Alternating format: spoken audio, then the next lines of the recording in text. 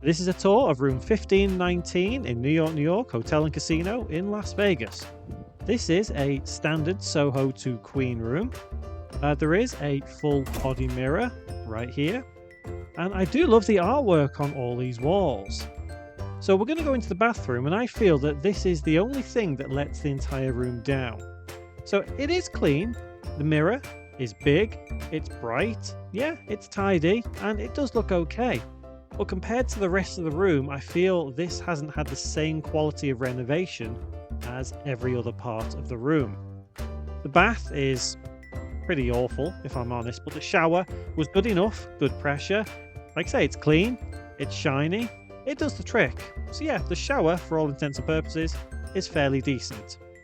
Going into the room, I like the carpet, it's quite nice. And you can see, as I say, it's Two Queen. And yeah, I absolutely love the artwork on the walls and the brickwork on the back of the wall. We've got all the accessible ports that you have there for power, some on the side as well, some USB, and there's USB-C there as well. As we pan around, there should be a fridge in that bottom cupboard down there in some rooms. I think it's only the premium rooms that do have it. Like I say, this is just the standard one, so you won't have it. Not sure if there's supposed to be another drawer there, but there wasn't. But that's not a big deal, really. Telly, fairly big, does the trick.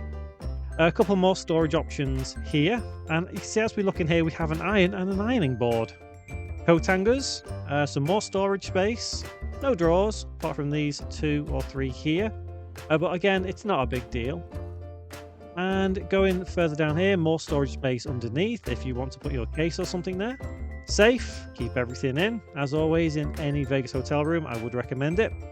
Table and chairs, seating, yep, it does the trick. So if you go out, you get something to eat, bring it back, sit there, not a problem.